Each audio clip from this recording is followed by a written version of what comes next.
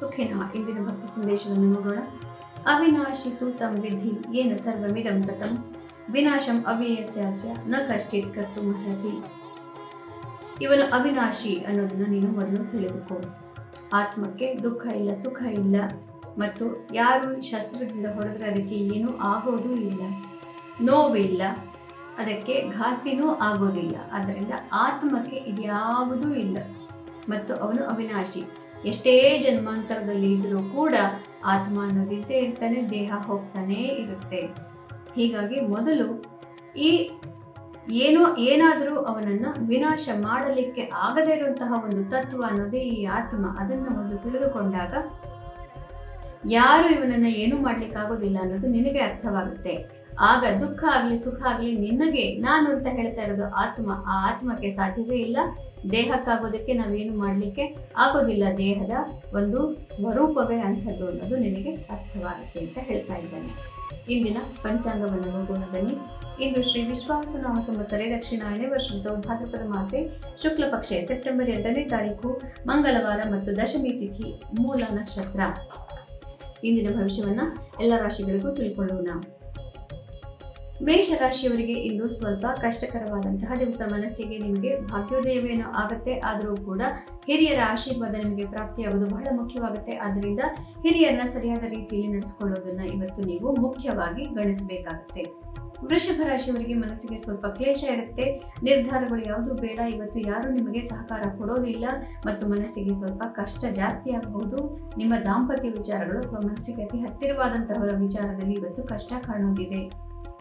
ಮಿಥುನ ರಾಶಿಯವರಿಗೆ ಉತ್ತಮವಾದಂತಹ ದಿವಸ. ಎಲ್ಲ ಕಡೆಯಿಂದ ಸಹಕಾರ ಪ್ರಾಪ್ತಿಯಾಗುತ್ತೆ. ಗೆಲುವನ್ನು ನೋಡಲಿಕ್ಕೂ ಕೂಡ ನಿಮಗೆ ಶಕ್ಯವಾಗುತ್ತೆ.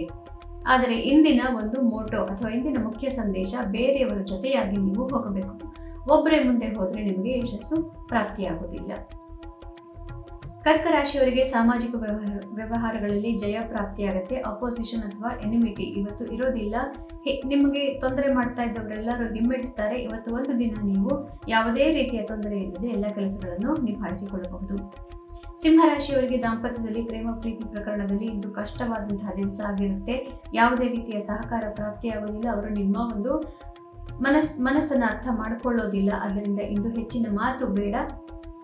ಆದರೂ ಕೂಡ ನಿಮ್ಮ ಕ್ರಿಯಾತ್ಮಕತೆ ಇಂದು ತುಂಬ ಚೆನ್ನಾಗಿ ಇದೆ. ಆರ್ಟಿಸ್ಟ್, ಕಲಾವಿದರು, ಕ್ರಿಯಾತ್ಮಕ ಉದ್ಯಮದಲ್ಲಿ ಇರೋರಿಗೆ ಇದು ಅತ್ಯುತ್ತಮವಾದಂತಹ ದಿವಸ ಆಗಿರುತ್ತೆ.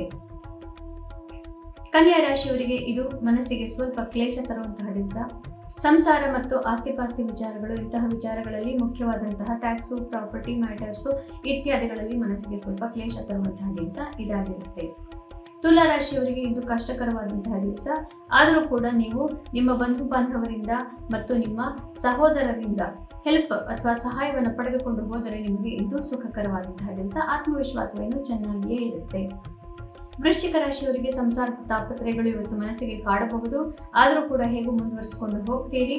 ಆಸ್ತಿಪಾಸ್ತಿ ವಿಚಾರಗಳ ಬಗ್ಗೆ ಮತ್ತು ಸಂಸಾರದ ಆರ್ಥಿಕ ಸುಭದ್ರತೆಯ ಬಗ್ಗೆ ಹೆಚ್ಚಿನ ಗಮನವನ್ನು ಇವತ್ತು ನೀವು ಕೊಡ್ತೀರಿ.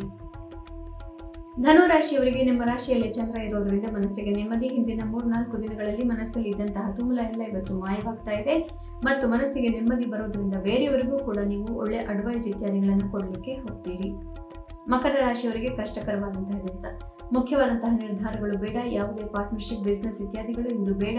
2 ದಿನಗಳ ತನಕ ನೀವು ಹೇಳೋದು ಯಾವುದೂ ನಡೆಯೋದಿಲ್ಲ. ಬೇರೆಯವರು ನಿಮ್ಮನ್ನು ಬಿಟ್ಟರು ಅಥವಾ ನಿಮಗೆ ಮೋಸ ಮಾಡಿದರು ಅನ್ನುವಂತಹ ಭಾವನೆ ನಿಮ್ಮನ್ನು ಕಾಡುತ್ತೆ. ಅದರಿಂದ ಸ್ವಲ್ಪ ದೂರ ಇರೋದು ಒಳ್ಳೆಯದು. ಕುಂಭರಾಶಿಯವರಿಗೆ ಲಾಭ, ಭಾಗ್ಯೋದಯವಾಗುತ್ತೆ. ಮನಸ್ಸಿಗೆ ನೆಮ್ಮದಿ. ಮಿತ್ರರಿಂದ ಧನಾಗಮ ಕೂಡ ಆಗಬಹುದು. ಇಷ್ಟಾರ್ಥ ಸಿದ್ಧಿ. ಮೀನರಾಶಿಯವರಿಗೆ ನೀವು ನಿಮ್ಮ ಕರ್ತವ್ಯ ಕೆಲಸಗಳ ಬಗ್ಗೆ ಗಮನ ಕೊಡುವಂತಹ ದಿವಸ ಇದಾಗಿರುತ್ತೆ. ಕಾರ್ಯಕ್ಷೇತ್ರದಲ್ಲಿ ಜವಾಬ್ದಾರಿಗಳು ಹೆಚ್ಚಾಗಿರುತ್ತೆ. ಸಾಂಸಾರಿಕ ವಿಷಯದಲ್ಲೂ ಕೂಡ ನೀವು ಸ್ವಲ್ಪ ಗಮನವನ್ನು ಕೊಡಬೇಕಾಗುತ್ತೆ. ಎರಡನ್ನೂ ಸಮತೋಲನವಾಗಿ ಮುಂದುವರಿಸಿಕೊಂಡು ಹೋಗಬೇಕಾಗುತ್ತೆ. ಪುನಃ ನಾಳೆ ನಿಮ್ಮ ಭವಿಷ್ಯದೊಂದಿಗೆ ಎಲ್ಲರೂ ಭೇಟಿಯಾಗೋಣ. ಅಲ್ಲಿವರೆಗೂ ಗೀತಾ ಶ್ಲೋಕವನ್ನು ಪಠಣ ಮಾಡಿ. ಎಲ್ಲರಿಗೂ ಶುಭಮಸ್ತು.